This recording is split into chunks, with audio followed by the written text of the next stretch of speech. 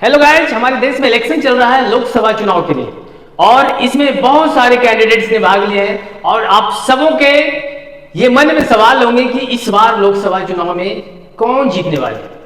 क्या India alliance जीतेगी, क्या इंडिया अलायंस जीतेगी या कोई और, इन सबों के बारे में हम लोग बात करेंगे। आप सभी के मन में जिज्ञासा होगा कि इस बार के लोकसभा चुनाव में कौन जीत रहे हैं और किस पार्टी को कहां से कितनी सीटें आ रही है। इन सबों के बारे में हम लोग डिटेल में बात करेंगे और जो मैं ये बताने जा रहा हूं कहीं ना कहीं रिजल्ट इसी के आसपास होने वाले हैं। और ऐसा मैं क्यों कह रहा हूं, जब 4 जून को रिजल्ट्स आएंगे और इस वीडियो को आप देखेंगे तो आपको बिल्कुल ऐसा ही कुछ फील होगा।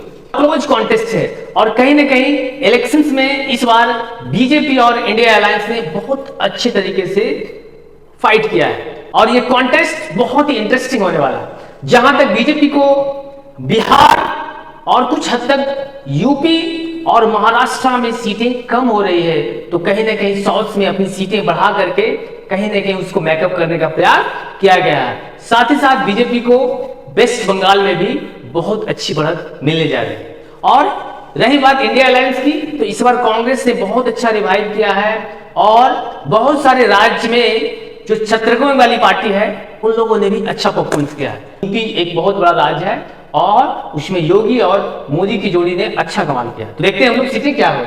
तो जैसा कि यहाँ पार्टी में देख रहा हूँ, पार्टी ये है, नंबर ऑफ सीट्स ये है।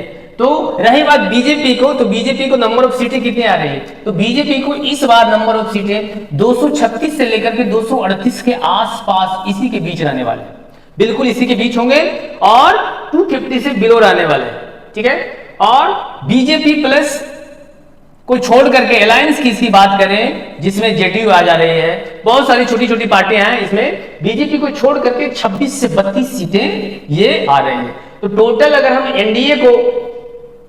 एनडीए की सीटें की अगर हम लोग बात करें तो एनडीए को 262 से 280 सीटें आ रही है। तो कहीं ना कहीं एनडीए सरकार बनाती हुई दिख रही है, लेकिन इसमें से भी ये बहुत ही क्लोज कॉन्टेस्ट है। अगर 260 पे रह जाती है तो कहीं ना कहीं बीजेपी के जो सहयोगी दल हैं वो भी कहीं ना कहीं बीजेपी को सपोर्ट ना करके वो दूसरे पार्टी में जा सकते हैं। तो ये बात है। रही बात कांग्रेस की, तो कांग्रेस को इस बार बहुत अच्छी सीटें मिलने वाली है और 102 से लेकर के 122 सीटें आने वाली है और ये बिल्कुल 100+ क्रॉस करने वाली है। तो रही बात इंडिया ब्लॉक, तो इसमें आ जाती है समाजवादी पार्टी, आरजेडी और भी छोटे छोटे छत्रकों की पार्टी है, ये आने वाली है। तो इंडिया ब्लॉक को कांग्रेस को छोड़ करके 128 से लेकर के 138 सीटें मिलने की संभावना है और बिल्कुल इसी के आसपास आएगी। रही बात बिहार में, तो आरजेडी को बहुत अच्छी मजबूती मिल रही है और इसमें जदयू पिछड़ रही है। तो इन सभी चीजों को हम लोग देखेंगे। अदर्स को 22 से 28 सीटें टोटल मिलने वाली हैं। अदर्स मतलब जो भी निर्दलीय लड़ रहे हैं। तो टोटल अगर हम कहें तो एनडीए को 262 से 280 और कांग्रेस प्लस कांग्रेस को छोड़ करके जो इंडिया अलायंस है उन सभी को अगर मिला देते हैं तो इंडिया अलायंस की टोटल सीटें हो जाती है 230 से 260 सीटें हो जाती है और अदर्स को सीटें मिलने वाली है टोटल 22 से 28। तो इस तरीके से हम लोग कह सकते हैं कि जो कॉन्टेस्ट है बहुत ही तगड़ी कॉन्टेस्ट होने वाली है और टोटल नंबर ऑफ सीटें 543 है और इसमें जिसको भी 273 नंबर ऑफ सीटें आएगी, 272 सीटें वो सरकार बनाती हुई दिखेगी। तो इस तरीके से हम लोग कह सकते हैं कि एनडीए और इंडिया अलायंस के बीच क्लोज कॉन्टेस्ट है। अब हम लोग देखते हैं सीटें, राज्य भर सीटें कितनी कितनी आ रही है। तो आप देखोगे कि बिहार की मैं बात कर रहा हूं, तो सबको इस बार यह है कि बिहार में क्या होने वाला है।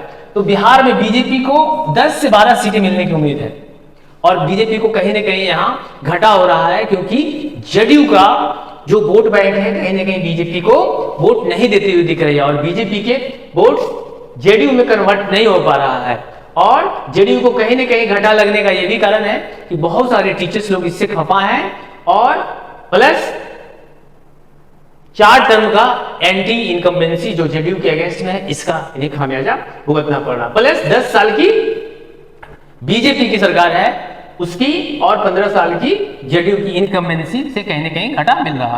तो फिर भी कहीं ना कहीं बिहार में इंडिया अलायंस अच्छा कर रही है। ठीक है।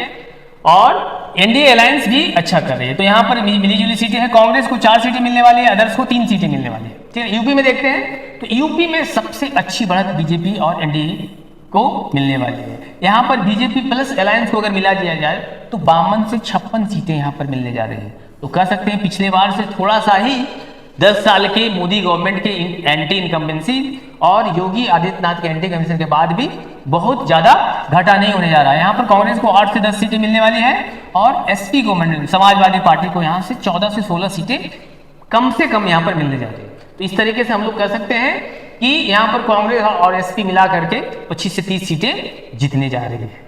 रही बात कर्नाटका की बात करें तो सबसे अधिक बीजेपी को कर्नाटका में घाटा लगा। कर्नाटका में बीजेपी को 6 सीट मिलने का अनुमान है, कांग्रेस को 21 सीट मिलने वाली है, जेडीएस को 1 सीट मिलने वाली है और अदर्स को कोई सीट नहीं मिलने वाले। तो कर्नाटका में कांग्रेस को बहुत अच्छा बढ़त मिलने जा रहा है। रही बात मैं बात करता हूं अगर महाराष्ट्र की, तो महाराष्ट्र में बीजेपी को 8 सीटें मैक्सिमम 8 सीटें मिलने जा रही है, मैक्सिमम मैं बता रहा हूं। और यहां पर कांग्रेस को एक बड़ी बढ़त मिलने वाली है 14 सीटों के साथ। यहां पर एनसीपी जो है ये शरद पवार की पार्टी को 6 सीट मिलने वाली है और एनसीपी जो अजित पवार की पार्टी है यहाँ पर 2 सीट मिलेगी, शिवसेना को 2 सीटें मिलेगी और शिवसेना जो उद्धव गुट है सबसे अधिक फायदे इनको मिलने वाले हैं। ये 16 सीटें मिनिमम जीतने वाली है। तो ये महाराष्ट्र का आकलन है। रही बात गुजरात में, तो गुजरात में एक अच्छा बढ़त बीजेपी को मिलने जा रहा है। हाँ, राजस्थान में 8 सीटों का घाटा हो सकता है और रही बात मध्य प्रदेश में भी 8 से 10 सीटों का घाटा लग सकता है। जहां पर दिल्ली की बात करें तो दिल्ली में बिल्कुल क्लोज कॉन्टेस्ट है और 4-3 का रेशियो है। तो इन सभी को मिला दिया जाए तो किसी को भी पूर्ण बहुमत नहीं मिलने वाला है और जब 4 तारीख को नतीजे आएंगे तो आप देखोगे इसी के बीच होने वाले। तो इसको देख करके बीजेपी और इंडिया अलायंस कहीं ना कहीं अपने पार्टियों से और अलग पार्टियों से बात कर रही है। तो ठीक है।